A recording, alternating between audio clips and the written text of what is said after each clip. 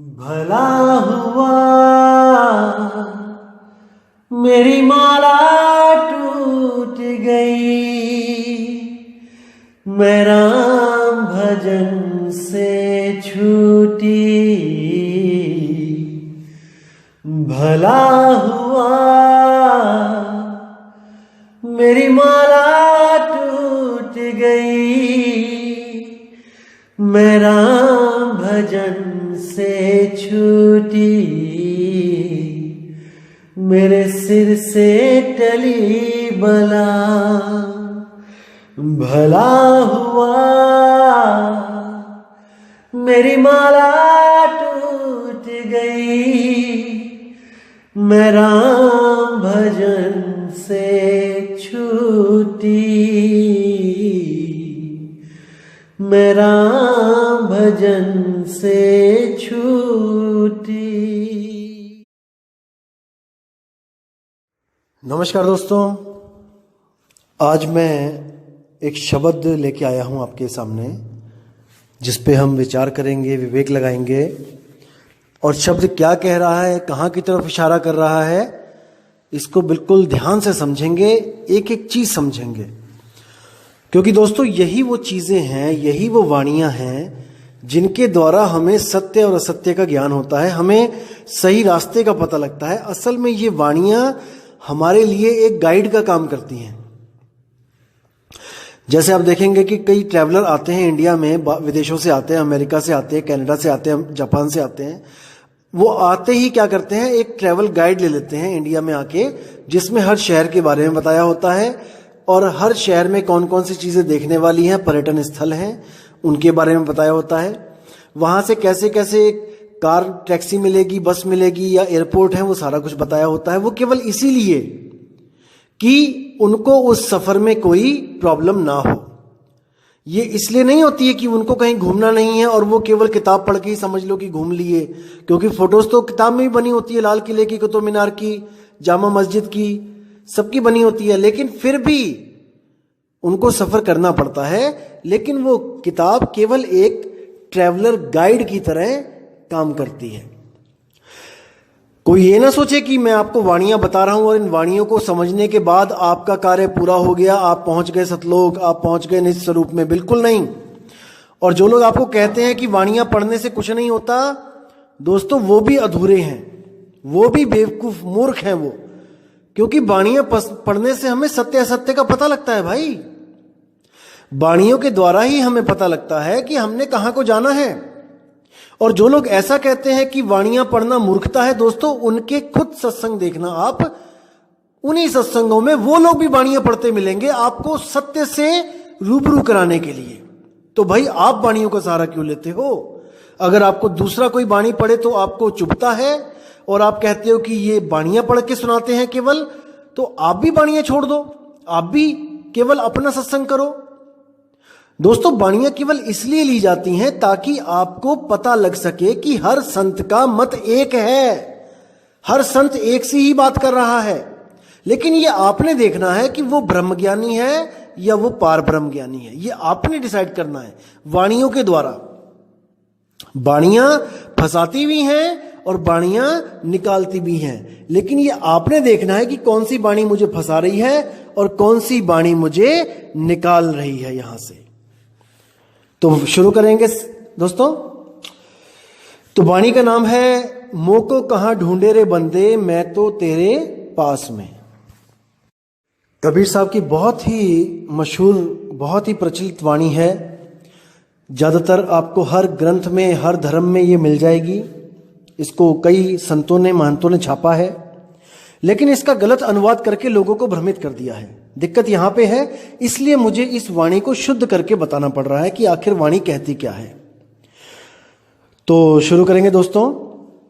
तो साहिब कहते हैं, मोको कहां ढूंढे रे बंदे, मैं तो तेरे पास में।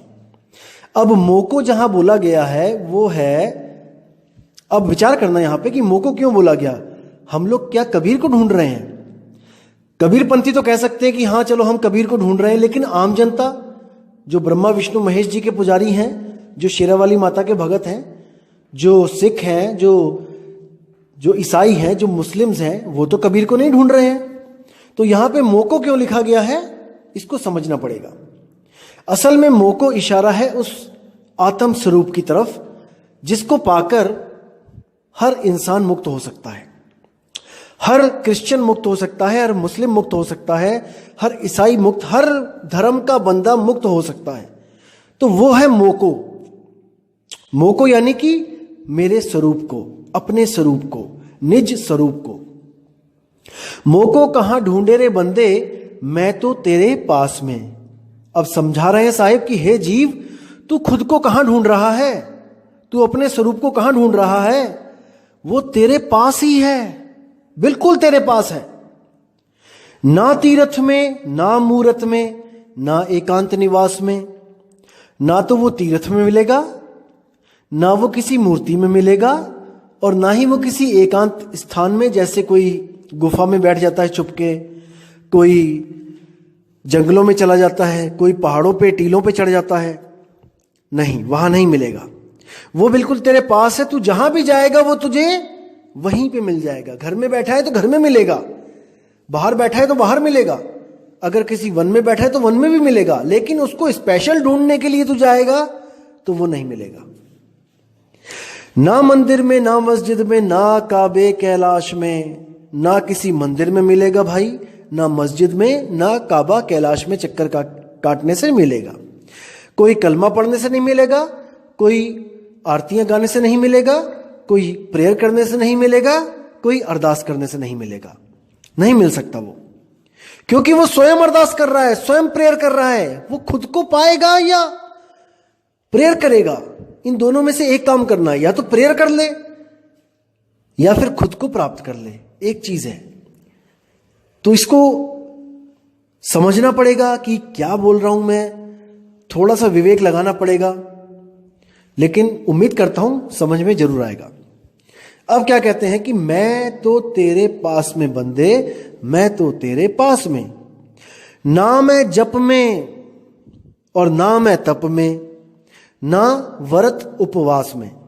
ना तो मैं किसी जप में हूं। अगर कोई कहता है कि आप जपना शुरू करो, राम राम राम राम, ओम कलियम हरियम श्रियम, या ओम सोहम, या ज्योत निरंजन ओंकार अनंकार सोहन सतनाम, या और कोई नाम, कबीर कबीर कबीर, सत साहिब, सत श्री अकाल, वाहेगुरु वाहेगुरु, अल्लाहू अल्लाहू, कुछ भी अगर आपको कोई जपने को कहता है तो मैं नहीं मिलूंगा।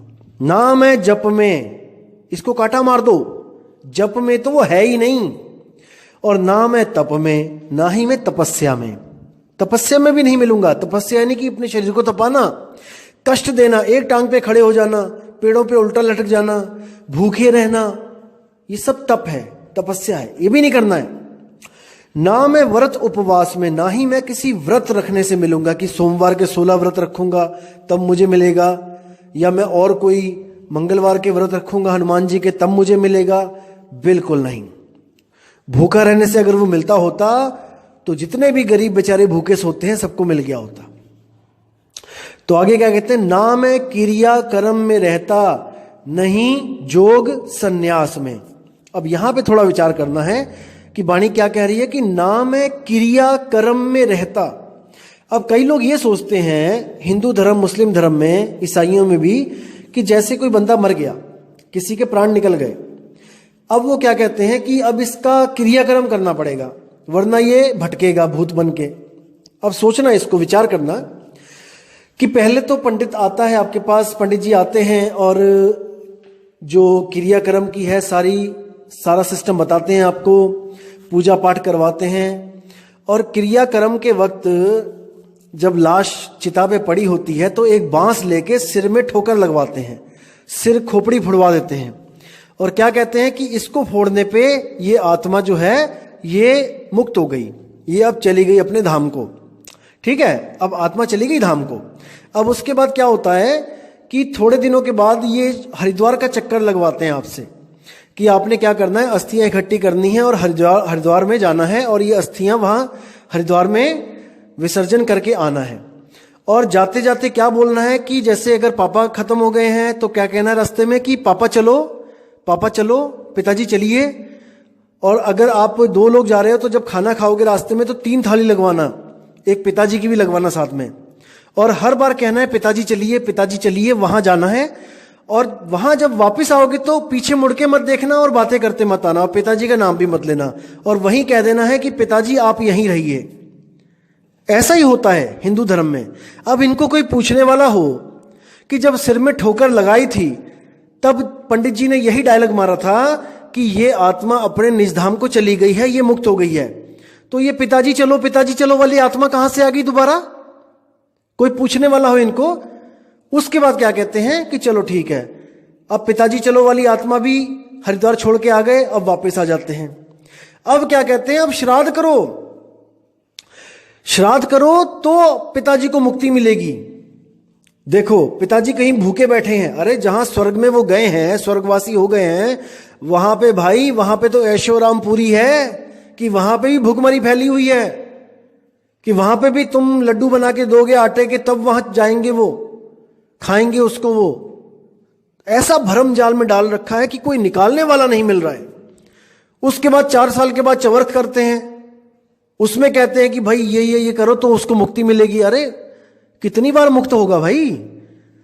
गीता में क्या बोला गया है कि आत्मा जैसे ही प्राण को त्यागता है, यहां से निकलता है इस शरीर से, वो जीव वो किसी और गर्भ में चला जाता है कर्मों के अनुसार। अब आपसे उसका सारा रिश्ता टूट गया और वो किसी और के घर में बच्चा बन के पैदा हो गया। अब उसके माँ बाप वहां पे हैं, वो उसको खिलाएंगे पिलाएंगे।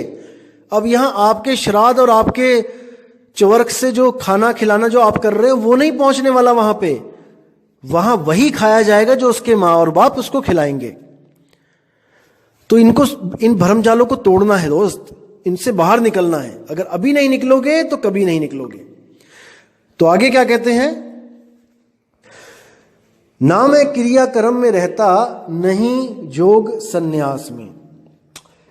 ना तो मैं किसी क्रियाक्रम में रहता हूं और नहीं कोई जोग सन्यास। जैसे आप देखोगे हठ योग, राजयोग, तरह तरह के योग, प्राण योग, ये सारे जितने भी योग हैं जो शरीरों के द्वारा किए जाते हैं, इसमें शरीरों को साधा जाता है, सुरती को नहीं साधा जाता।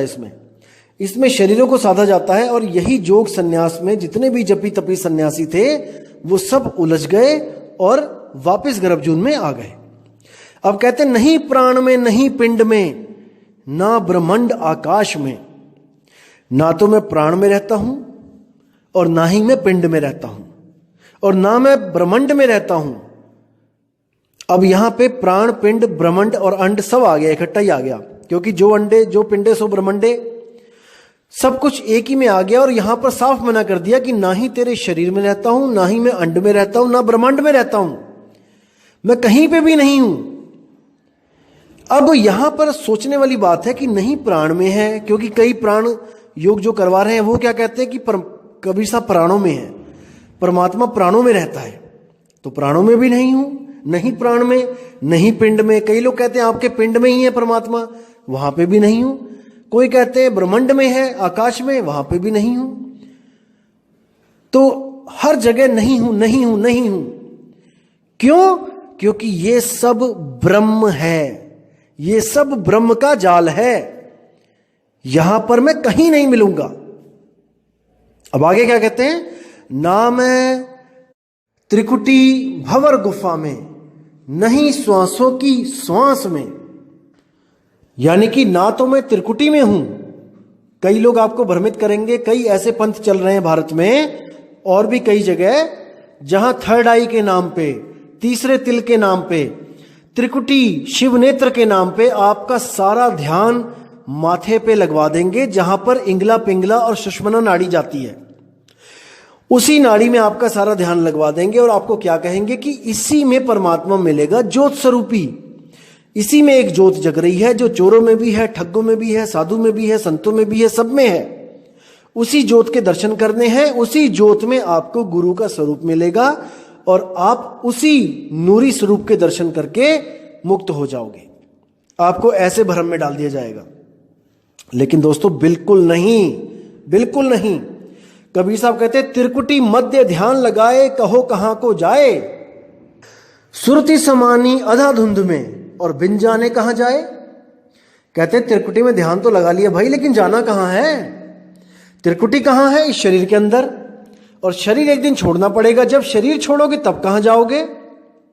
आज तो मान लिया कि चलो त्रिकुटी में सुरती लगा ली, वहां पे ज्योत भी जग गई, सब कुछ हो गया, ओके रिपोर्ट है। अब जब वहां पर शरीर खाली करना पड़ेगा तब कहां जाओगे भाई? शरीर से तो बाहर निकलोगे कि नहीं निकलोगे? कि अड्डा ही बना लोगे शरीर को कि नहीं निकलूंगा मैं यहां से? आपको शरीर खाली करना पड़ेगा, तब कहां जाना है इस पे विचार करना है। जैसे उदाहरण देता हूं आपको कि कुतुब मीनार 5 मंजिला है। आपने क्या किया? अधूरे गुरु मिले आपको, उन्होंने क्या कहा कि सबसे ऊपर के माले में परमात्मा रहता है, वहां जाओ। ठीक है, चले गए, नीचे के 4 माले हमने खाली कर दिए, सुरती को चढ़ा दिया ऊपर, और जब हम 5वें माले में बैठ गए और वहां पे पूरा प्रकाश ही प्रकाश हो गया, सब कुछ बढ़िया एकदम फर्स्ट क्लास, तो हम निडर हो गए कि अब हमने इस माले को छोड़ के नहीं जाना है, यहीं पे हमारा परमात्मा रहता है। हमने नीचे से पैर के अंगूठे से अपनी सुरती उठा के तीसरे तिल पे लगा दी है और अंदर प्रकाश ही प्रकाश हो गया है, अब यहीं पे हमारा परमात्मा हमें मिलेगा। अरे भाई, जब आपको बाहर निकाला जाएगा तो 5वां माला भी खाली करना पड़ेगा, फिर कहां जाओगे? जैसे किराए के कमरे में आपको 1 महीने के लिए किराए का कमरा मिला किराए पे, आपने सारा सामान फैला दिया, सब कुछ फैला दिया अपने कमरे में। अब जब आखिरी दिन आया, मकान मालिक कहता है कमरा खाली करो, तो आपने क्या किया? क्योंकि बाहर तो कभी खोजा नहीं था कि मैं किसी और कमरे में जाऊंगा, क्योंकि इसी को सत्य मान के बैठे थे कि इसी शरीर में परमात्मा है, यही मेरा घर है, इसी कच्चे घर को अपना घर मान के बैठे थे। आपने सारा सामान उठा के नीचे से ऊपर वाली टांड पे रख दिया। जो किराए के कमरों पे देखोगे आपकी टांड भी बनी होती है, जो नीचे का सामान ऊपर रखने के लिए, जो फालतू सामान होता है। आपने सारा सामान टांड पे रख लिया। अब वो टांड पे रखने के बाद आप मकान मालिक को कह रहे हो कि देखो आपका कमरा खाली कर दिया मैंने, आपका कमरा खाली है। अरे भाई, वो टांड भी कमरे में ही है। जब आपको निकाला जाएगा तो उस टांड से भी निकाला जाएगा, बाहर निकाला जाएगा, अब कहां जाओगे? तो हमने उस घर का विचार करना है जहां जाने के लिए हमें इस पूरे घर को खाली करना पड़ेगा। तिरकुटी विरकुटी में नहीं उलझना है, पूरा घर खाली करो। इसी को जीवित मरना कहते हैं। जीवित मरना क्या होता है? कई लोग कहते हैं, भरमा दिया कई लोगों ने जीवों को कि पिक्चर देखना या पार्टी में जाना या शादियों में नाचना, जैसे डीजे चलता है नाचते हैं, या लिपस्टिक लगाना, बिंदी लगाना, चूड़ियां पहनना, रंग बिरंगे जो कपड़े पहनना, ये सब त्याग दो। इसी को जीवित मरना कहते हैं। वाह भाई वाह। मतलब शादी में जाओ लेकिन नाचो मत, तो आप मुर्दा हो, जीवित मुर्दा हो। अरे भाई, क्या कभी मुर्दा भी किसी की शादी में जाता है क्या? क्या मुर्दा वहां जाएगा तो वो मुर्दा है और वो थोड़ा सा नाच ले तो वो जीवित हो गया? क्यों भ्रम में डालते हो जीवों को? जीवित मरने का मतलब होता है जो अंत समय में, मौत के वक्त आपकी स्थिति होगी, उसी को जीते जी प्रैक्टिस करो। अंत समय में पैर के अंगूठे से लेके सिर की चोटी तक पूरा शरीर ये खाली करना पड़ेगा, ये पूरा खाली करना पड़ेगा। इसी को जीते जी प्रैक्टिस करो और इस पूरे शरीर को खाली करो। पूरे शरीर को खाली करना है। और कहां पे सुरती होनी चाहिए? शब्द में। जब शब्द में सुरती होगी तो पूरा शरीर खाली करने के बाद भी आप जीवित रहोगे, क्योंकि आप हमेशा के लिए जीवित ही हो। आपको कोई मार नहीं सकता, आप अमर हो। लेकिन आप अपने आप को शरीर समझ रहे हो, मन समझ रहे हो, इसलिए आप कहते हो कि हाय मैं मर गया, डॉक्टर साहब मुझे बचा लो। जबकि डॉक्टर साहब क्या, आपको स्वयं काल भी आके नहीं मार सकता। डॉक्टर तो आपको क्या बचाएगा? क्योंकि आप मरने जन्मने से न्यारे हो, आप अमर हो, लेकिन आप भूल चुके हो कि आप अमर हो। अब जो गुरु आता है वो आपको अमरता का वरदान देता है। साहिब की वाणी है, हम ना मरिब मरिब संसारा और हमको मिला जियावन हारा। यानी मुझे वो शब्द मिला जिस शब्द को सिमरण करके मैं अमर हो गया हूं, अब मैं जन्म मरण में नहीं आऊंगा। ये हमारे लिए बोली है वाणी, कोई कबीर साहब के लिए ना सोचे कि उनको भी कोई शब्द गुरु मिल गया, किसी ने दे दिया। वो स्वयं शब्द गुरु हैं। हम हैं शब्द शब्द हम माही, और शब्द से भिन्न और कछु नहीं। शब्द हमारा रूप है। साहिब कहते हैं मैं शब्द ही हूं। लेकिन जो कोई बिरला जानेगा वही उसको पहचानेगा, अन्यथा वो सबके लिए एक दास है, एक कवि हैं, एक समाज सुधारक हैं, एक जुलाहे हैं, इससे ज्यादा कुछ नहीं। लेकिन जो ज्ञानी होगा वो समझेगा कि वो जगत गुरु हैं, वो परमपिता परमात्मा हैं, वो हर जीव को समझाने के लिए आते हैं, और जो उनको समझ लेता है वो उनके रास्ते पे चल के हमेशा के लिए जन्म मरण से आजाद हो जाता है। तो आगे क्या कहते हैं, ना मैं त्रिकुटी भंवर गुफा में, नहीं श्वासों की श्वास में। अब यहां पे साफ बोल दिया कि ना ही मैं श्वासों में भी हूं, क्योंकि कई लोग सोचते हैं कि कबीर साहब ने श्वासों के सिमरण की बात करी है कि श्वास श्वास में नाम ले, वृथा श्वास मत खोए, और ना जाने इस श्वास का आवन होए ना होए। अरे भाई, वो तो सीधे ही कह रहे हैं कि क्या जाने इस श्वास का आवन होना होए, क्या पता ये आए कि ना आए। तो जिस चीज का स्वयं भरोसा नहीं है कि वो आए या ना आए, उस चीज के साथ आपकी सुरती कैसे जोड़ सकते हैं सतगुरु कबीर साहब? कभी नहीं जोड़ सकते, क्योंकि श्वास उस रस्सी की तरह है जो पता नहीं कब टूट जाए। तो कहां पहुंचोगे? जिस रस्सी को पकड़ के जाना चाहते हो वो रस्सी ही कल को टूट गई तो क्या करोगे? बिल्कुल नहीं। कबीर साहब ने कभी नहीं कहा कि श्वासों के साथ सिमरण करो, कभी नहीं। साहिब कहते हैं चांचरी भूचरी खेचरी अगोचरी उन्मुनी, इन पांचों की गम नहीं, अधर तान तानिए रेचक कुंभक पूरक को ढंग नहीं।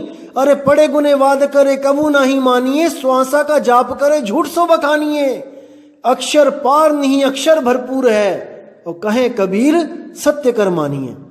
साहिब कहते पढ़े गुने वाद करे कबू नहीं मानिए। जितने भी कथावाचक हैं, ये जो राम जी की कथा युगों युगों से सुनाते आ रहे हैं, कृष्ण लीला सुनाते आ रहे हैं, इनके चक्कर में मत पड़ना। पढ़े गुने वाद करे कबू नहीं मानिए, और श्वासा का जाप करे झूठ सो बखानिए। जो श्वासा का जाप करता है वो भी झूठा है, क्योंकि उसकी रस्सी ही मजबूत नहीं है जो तुम्हें खींच के लेके जाएगी। तुम किसी समुद्र में गिर जाओ, तूफान में गिर जाओ, और वहां से जो हेलीकॉप्टर तुम्हें बचाने आ रहा है और जिस रस्सी पे तुम्हें चढ़ाने जा रहा है, वो रस्सी कमजोर हो, कभी भी टूट जाए, तो भाई कैसे पार होगे? उठा के ले भी जाएगा तो थोड़ी देर में टूट जाएगी, फिर गिर जाओगे नीचे। तो कबीर साहब की रस्सी इतनी कमजोर नहीं है भाई। कबीर साहब क्या कहते हैं, लोह चुंबक की प्रीत ज्यों लोह को लेत उठाए, और ऐसा शब्द कबीर का काल से लेत छुड़ाए। लोह को उठा लिया जाता है बिना किसी रस्सी के, इसको समझो। बिना रस्सी के लोहे को उठाता है कौन? चुंबक। इसी तरह बिना किसी रस्सी के सुरती को कौन उठाएगा? शब्द। ना कि किसी रस्सी को पकड़ के सुरती ऊपर चढ़ेगी, बिल्कुल नहीं। क्योंकि शब्द विहंगम चाल हमारी, कहे कबीर सतगुर दई तारी, खुले कपाट शब्द झनकारी, और पिंड यंड के पार सुदेश हमारा है, करने नो दीदार महल में प्यारा है। साहिब कहते हैं जैसे एक पक्षी जमीन से उठता है और बिना रस्सी के सीधे ऊपर आसमान में उड़ जाता है, इसी प्रकार आपकी सुरती को शब्द गुरु संभालेगा, खींचेगा, और उसको कोई तोड़ नहीं सकता। श्वासों की रस्सी से चढ़ेगा तो श्वास तो कभी भी रुक जाएगी, कल रुक जाए, परसों रुक जाए, फिर क्या करेगा? फिर कैसे नाम लेगा? कौन सा नाम लेगा? तो साहिब कहते हैं श्वासा सिमरे घड़ी विचारे लगन तत्व में राखे, और जिस दिन जियरा काल ग्रासे कौन नाम ले बाँचे। जिस दिन काल आएगा कौन सा नाम लेगा भाई, क्योंकि श्वासा की रस्सी तो तोड़ देगा वो, फिर कैसे चढ़ेगा ऊपर। बिल्कुल गलत है। जहां पे भी कबीर साहब कहते हैं कि श्वास श्वास सिमरण करो व्यर्थ श्वास मत खोए, उसका मतलब है जैसे हम लोग पूरा दिन काम भी करते हैं और सारा ध्यान हमारा काम में होता है, लेकिन हम कभी नहीं सोचते कि मैं अगली सांस लूं। हर काम करने के लिए आप सोचते हो कि शायद मैं इसके बाद वो करूं, वो खत्म हो जाएगा तो वो करूं। हर चीज की एक प्लानिंग करते हो, उसको करने के लिए एक शेड्यूल बनाते हो, लेकिन सांस एक ऐसी चीज है जो आप बिना प्लानिंग के ले रहे हो। आपको सोचना नहीं पड़ रहा है कि मैं श्वास लूं। इसी तरह साहिब कहते हैं कि जो परमात्मा का नाम है, आप सोचो मत कि कब लिया जाए, सुबह को 2.5 घंटे की शाम को 2.5 घंटे। अरे भाई ये 24 घंटे होना चाहिए। 24 घंटे सहज योग में 24 घंटे आपकी सुरती शब्द में लगेगी, लेकिन पूरा गुरु मिलेगा तब। अधूरे गुरु क्या कहेंगे आपको कि ये आरती गाना, इतनी बार माला फेरना, 108 बार माला फेरना, ये मंत्र इतनी बार जपना, दिन में 5 राउंड जपना, 8 राउंड जपना। यानी कि आपको भगवान का नाम भी बंधन में दिया जा रहा है कि इतना करना, नहीं तो तेरी भक्ति पूरी नहीं होगी। बिल्कुल गलत। सहज योग होता है बिल्कुल सहज। उठत बैठत कबहु न छूटे ऐसी ताड़ी लागी, आंख न मूंदो कान न रूंदो तनिक कष्ट मत धारो, खुले नयन पहचानो हंस हंस सुंदर रूप निहारो। तो जब सतगुरु मिल जाता है तो वो भेद मिलता है शब्द का, और जब सुरती उसको प्राप्त करने के लिए जुट जाती है, लग जाती है अपने काम पे, तब आपको स्पेशली कुछ करना नहीं पड़ता। हाँ, आपके पास समय फ्री है, आप बिल्कुल फ्री हो, तो आप सहज होके बैठो, कहीं भी बैठो, जमीन पे बैठो, सोफे पे बैठो, बेड पे बैठो, और जो गुरुजी ने आपको बताया आप वो करो। आप बाइक पे जा रहे हो तो बाइक चलाओ, और जो गुरुजी ने बताया वो करते रहो। आप कुछ भी काम कर रहे हो करो उसको, जो गुरुजी ने बताया सहज योग वो करते रहो। 24 घंटे चलेगा, और जैसे ही वो प्रकट होगा वैसे ही आपके मुख से एक ही चीज निकलेगी, वाह गुरु वाह गुरु। दूसरी कोई चीज है ही नहीं। अगर अंग्रेज हो तो निकलेगा वाह, हिंदू हो तो निकलेगा वाह। तो इसी को समझना है। वो आनंद है, वो शब्द गुरु का आनंद है जो मुख से वहां निकलता है। लेकिन ये प्रकट तभी होगा जब आपको कोई भेदी सदगुरु मिलेगा जो आपको आपका ही भेद बताएगा, और आपकी जो भटकना है वो सब खत्म कर देगा। कहीं नहीं जाना, अरे ना कहीं जाना ना कहीं आना, आपे में आप समाना, यही मुक्ति है। आगे क्या कहते हैं, खोजी होए तुरंत मिल जाऊं एक पल की तलाश में। एक पल, 2 पल भी नहीं लिखे हैं, एक पल। लेकिन एक पल में कैसे मिलेगा वो जानना पड़ेगा। खोजी होए तुरंत मिल जाऊं, जो खोजी है, जो खोजता रहता है कि कहां है, उसको वो जरूर मिलेगा। जैसे आज आप सत्संग सुन रहे हो, कई लोग मुझे फोन करते हैं, मैसेज करते हैं कि मैं तो जी कबीर वाणियां खोज रहा था और खोजते खोजते आपका सत्संग मिल गया, और मालिक की बड़ी कृपा होगी जो आपका सत्संग मिल गया। तो भाई खोजी है ना, खोजी होए तुरंत मिल जाऊं। अब वो रास्ता मिल गया है, अब उसके बाद क्या बचा, अब गुरु जी के पास जाना बचा। अभी तो रास्ता मिला है, खोजने पे रास्ता मिला है, और जब गुरु के पास जाओगे तो खोजने पे वो शब्द मिलेगा। और वो शब्द कोई दे नहीं सकता आपको कि कोई नाम दे देगा आपको। वो शब्द ऑलरेडी आपके पास है, वो शब्द ऑलरेडी आप हो, आप ही हो वो शब्द। तो क्या कहते हैं आगे, खोजी होए तुरंत मिल जाऊं एक पल की तलाश में, कहत कबीर सुनो भाई साधो मैं तो हूं विश्वास में। विश्वास में क्यों बोला साहिब ने, क्योंकि भाई जब गुरुजी शब्द देंगे आपको, देंगे बोलने में आ रहा है, जब शब्द लखाएंगे तो आपको कुछ दिखाई नहीं देगा आंखों से, कि आप सोचो कि गुरुजी लखाएंगे यानी कुछ दिखाएंगे हमें, कोई चमकती हुई चीज दिखाएंगे, बिल्कुल नहीं। गुरुजी आपको वो शब्द लखाएंगे जो पिंड अंड ब्रह्मांड से न्यारा, जो ना अंदर और ना बाहर, जो ना मंदिर में ना मस्जिद में और ना जप में ना तप में। जब वो शब्द आपको लखाएंगे तो आपको ज्ञान दृष्टि से उसको परखना पड़ेगा कि हां यही सत्य है, यही वो शब्द गुरु है जिसको मैं युगों युगों से ढूंढ रहा हूं। और इस पर विश्वास करके आपको भक्ति शुरू करनी पड़ेगी, गुरु पर विश्वास करके कि जो गुरु जी ने बताया है ये अटल सत्य है और इसी को मैं प्रैक्टिस करके, प्रैक्टिकल करके इसको प्राप्त करूंगा।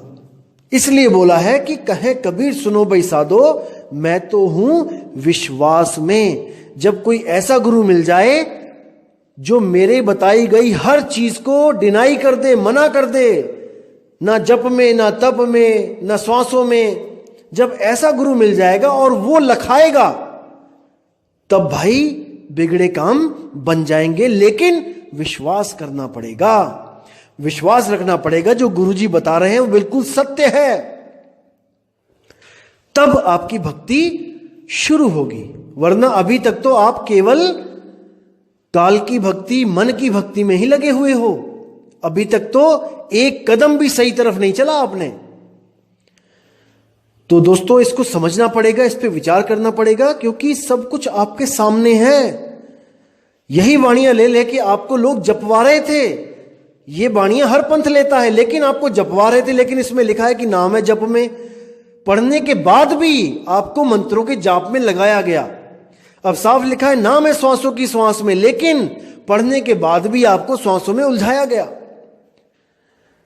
तो दोस्तों साफ लिखा है कि नाम है त्रिकुटी भंवर गुफा में, फिर भी आपको बोला गया कि त्रिकुटी में चल। त्रिकुटी ही काल का सबसे बड़ा जाल है जिसमें ब्रह्मा विष्णु महेश भी गए लेकिन निकल नहीं पाए। यह ऐसा चक्रव्यूह है जिसमें से आज तक कोई निकल ही नहीं पाया। इसीलिए कबीर साहब को अपना स्वरूप छोड़ के मनुष्य स्वरूप में आके हमें चेताना पड़ा, वरना कबीर साहब को कोई जरूरत नहीं थी। अगर त्रिकुटी में जाके आप सीधे निज स्वरूप को प्राप्त कर सकते हो तो कभी जरूरत नहीं पड़ती। लेकिन कोई भी प्राप्त नहीं कर पाया, कोई भी, not even a single person. इसलिए उनको इस मनुष्य चोले में आना पड़ा और हमें सही रास्ता बताना पड़ा, नहीं तो उन्हें कोई जरूरत नहीं थी। तो विचार करना है, विवेक की तलवारें बिल्कुल धार लगा के तैयार रखनी है और कोई भी अज्ञान आता है उसको काटते चले जाना है। और जो ज्ञान होगा, सच्चा ज्ञान होगा, उसके लिए आपको किसी से पूछना नहीं पड़ेगा कि यह सत्य है कि असत्य है। आपकी आत्मा, अंतर आत्मा गवाही देगी अंदर से कि नहीं यह सत्य बोल रहा है। और जब यह आवाज आने लग जाए तो समझ जाना दोस्तों कि आपका विवेक जाग चुका है। अब आप सत्य और असत्य की परख स्वयं कर सकते हो, स्वयं। तो दोस्तों मैं विदा चाहूंगा और अगली ऑडियो में बहुत जल्दी बनाऊंगा जिसमें आपको मैं अभी 5 ब्रह्म के बारे में बताऊंगा। दोस्तों थोड़ा सा ना मैं आपको चाहता हूं कि और भी कई चीजें क्लियर करता चलूं साथ में, ताकि कर नैनो दीदार महल में प्यारा है जो शब्द है इसको बिल्कुल स्मूथली समझो आप, उसमें हर चीज आपके समझ में आए, क्योंकि उससे रिलेटेड कई चीजें आपको भी बतानी है। क्योंकि कई मेरे भाई लोग हैं जो बिल्कुल नए हैं, जो कबीर पंथ में नहीं है, जिनके लिए ये चीजें बिल्कुल नई होंगी, तो उनको भी तो साथ में लेके चलना है ना मेरे भाई। इसलिए आप ये मैसेज मत करो कि कर नैनो दीदार महल में प्यारा है का पार्ट 2 और 3 जल्दी बनाओ। दोस्तों जल्दी काम है शैतान का, जो कबीर साहब का है वो सहज योग है, सहज मार्ग है। धीरे धीरे रे मना धीरे सब कुछ होए, माली सींचे 100 घड़ा ऋतु आए फल होए। तो हर चीज मिलेगी आपको, विश्वास रखो, लेकिन हर कॉन्सेप्ट क्लियर करते चलना है हमने। कोई जल्दबाजी नहीं है हमें, ना मुझे जल्दबाजी है ना आपको जल्दबाजी है। और जो लोग जल्दबाजी कर रहे हैं मैं उनसे हाथ जोड़ के निवेदन करूंगा कि अपने बाकी भाइयों को भी साथ में लेके चलें। यहां पे कोई रेस थोड़ी नहीं लगी है कि हमने जल्दी पहुंचना है। हमने हर चीज को क्लियर करना है ताकि हमारे किसी भाई को कोई नकली अधूरा गुरु ठग ना ले। बात पैसे की नहीं है, पैसे ठग लेगा तो सस्ते में छूट गए। यहां तो आत्मा को ठगा जा रहा है भाई। यहां तो 84 में धक्के दिए जा रहे हैं। हर इंसान ये सोच के बैठा है कि मेरा गुरु मुझे पार कर देगा। यही मान के बैठा है हर आदमी कि मेरा गुरु तो मुझे पार कर देगा। अरे पार कैसे करेगा? जब उसके पास सत्य वस्तु होगी तभी करेगा ना। अनंतों गुरु हैं, अनंतों। एक बार नजर उठा के देखो सारे गुरुओं की तरफ, आपको अपने गुरु के अलावा और कोई गुरु सत्य लगेगा ही नहीं जल्दी। देखो एक बार, हर जगह आप हमेशा यही सोचोगे कि मेरा गुरु तो पूरा है। दूसरे किसी गुरु के शिष्य के साथ आपकी डिबेट होगी तो आप हमेशा यही कोशिश करोगे कि कैसे भी मैं अपने गुरु को सत्य साबित कर दूं। अरे आपके साबित करने से नहीं होगा। इन बाणियों के साथ मैच करके देखो अपने गुरु को कि ये बाणियां क्या कहती हैं और आपका गुरु क्या कह रहा है। यही बाणियां ले लेके आपका गुरु आपके साथ क्या करवा रहा है, क्या बोल रहा है आपको करने को। इस बाणी में साफ लिखा है नाम है जप में। जप मतलब हजारों लाखों करोड़ों नाम, कोटि नाम संसार में इनसे मुक्ति ना होए, और गुप्त नाम सतपुरुष का पावे बिरला कोई। करोड़ों नाम जप लो, कबीर साहब कहते करोड़ों नाम जप लो करोड़ों, तब भी वो चीज नहीं मिलने वाली, नहीं मिलने वाली, नहीं मिलने वाली। क्योंकि वो गुप्त वस्तु स्वयं आप हो, आप ही हो। अरे आपको किसका नाम जपवाया जाए जो आपको स्वयं की प्राप्ति हो जाए? किसका नाम जपोगे आप? खुद को पाने के लिए? बुद्धि लगाओ, विवेक लगाओ। खुद को पाने के लिए आप किसका नाम जपोगे? किसी का भी नहीं जपना पड़ेगा, बस सतगुरु मिल जाए। वो सतगुरु मिल जाए जो एक छुड़ाए एक लखाए, तब प्राणी निज घर को जाए, तब बात बनेगी। तो मैं अब विदा चाहता हूं दोस्तों, और बहुत जल्दी आपसे दोबारा मिलूंगा एक नई वाणी लेके। तब तक के लिए दोस्तों मुझे आज्ञा दें। जय गुरुबंदी छोड़ वैराग साहिब, जय गुरुबंदी छोड़ मदन साहिब, जय जय बंदी छोड़ सतगुरु सत्य कबीर साहिब की सदा ही जय हो। साहिब बंदगी सतनाम।